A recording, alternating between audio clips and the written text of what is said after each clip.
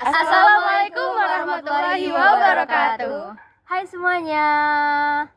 Kami dari kelompok 6 Kebendaan. Di sini kami akan menampilkan drama yang berjudul Laptop yang tergadai. Nah, selamat menyaksikan. KUH Perdata membagi benda ke dalam beberapa kategori penting.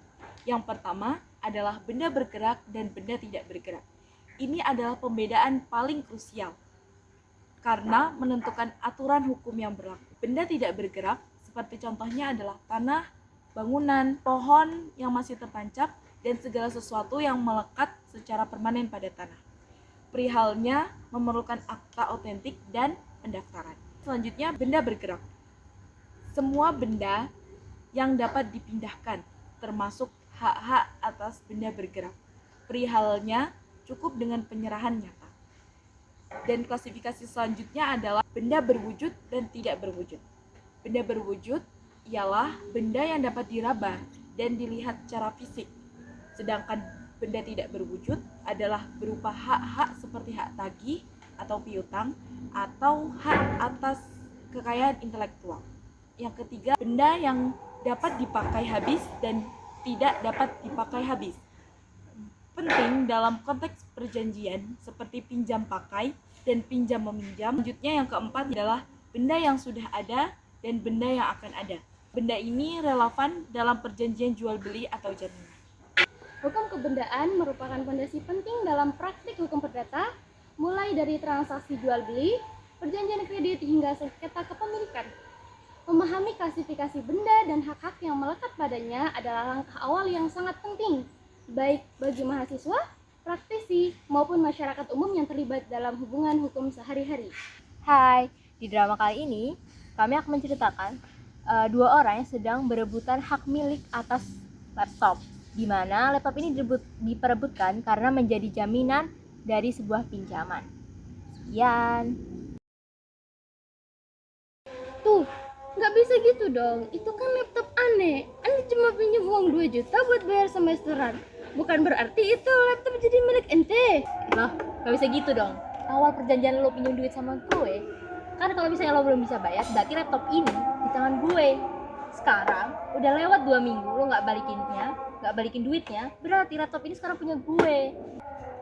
Ngapa sih ribut-ribut itu? Berisik tahu. Biasa Hil, soal perdata. Ribut mah berdua gara-gara laptop doang. Hil, kalian aneh. Ini Ratu mau jual laptop aneh ke orang lain, padahal itu satu-satunya laptop aneh buat skripsi. Wait, gila lu. Lu mau jual laptop itu? Itu kan masih atas nama Una. Ya, mau gue jual. Kenapa? Bukannya awalnya emang laptop ini dititipin ke gue buat jadi jaminan. Sekarang siapa yang pegang barangnya, dia yang berkuasa atas laptop ini dong. Bukannya di asas hukum juga kalau barang bergerak itu dianggap sebagai alas hak yang sempurna. Hati-hati Rat, kamu sedang menyalahartikan pasal 1977 KUH Perdata. Nih aku lihat di sini nih. Emang benar. Siapa yang menguasai benda bergerak dianggap sebagai pemilik. Tapi itu berlaku untuk melindungi pihak ketiga yang beritikat baik. Bukan buat kamu. Kamu mah tahu kan kalau itu laptop milik si Una. Tapi gimana dong San? Dia juga punya utang sama gue. Nih, gue kasih tahu ya nih. Gue habis cari di sini nih. Katanya di sini utang itu hubungan perikatan, sifatnya perseorangan. Sedangkan hak milik itu hak kebendaan. Kamu nggak bisa otomatis mengubah status penerimaan gadai menjadi pemilik tanpa proses eksekusi yang sah. Dalam pasal 1154 KUH Perdata, kreditur tidak boleh menyita barang jaminan secara sepihak kecuali ada putusan hakim atau kesepakatan jual beli baru. Gitu. Jangan main-main. Betul tuh kata si Haura. Lu tuh gak punya hak, tau gak? Lu tuh cuma punya bezit. Lu tau bezit kan? Kedudukan berkuasa cuma gara-gara si Una jadiin laptopnya buat jaminan. Jadi hak itu tuh masih ke Una. Jadi lo tuh gak boleh jual-jual itu sembarangan. Nah, dengar itu. Sini balikin laptop aneh. Wait lu gak boleh gitu, lu gak boleh lepas tangan kayak gitu. Lu tuh juga punya kewajiban. Kalau dalam hukum benda, laptop lu sekarang tuh jadi jaminan gadai. Jadi lu nggak boleh sembarangan ngambil kalau utang lu belum lunas. Bener tuh. Tapi dalam hukum perdata, Una itu masih pemilik sah laptopnya. Tapi Ratu itu punya hak buat nahan laptopnya sampai utangnya dibayar. Nih ya Rat, kalau lu jual diem-diem sama aja. Lu melakukan pelanggaran, bisa kena tuntutan gara-gara apa? Gara-gara melanggar hukum. Iya begitulah kira-kira. Oke, gini. Gue sebagai teman yang cantik, baik hati dan juga tidak sombong ini punya saran. Mendingan gini aja.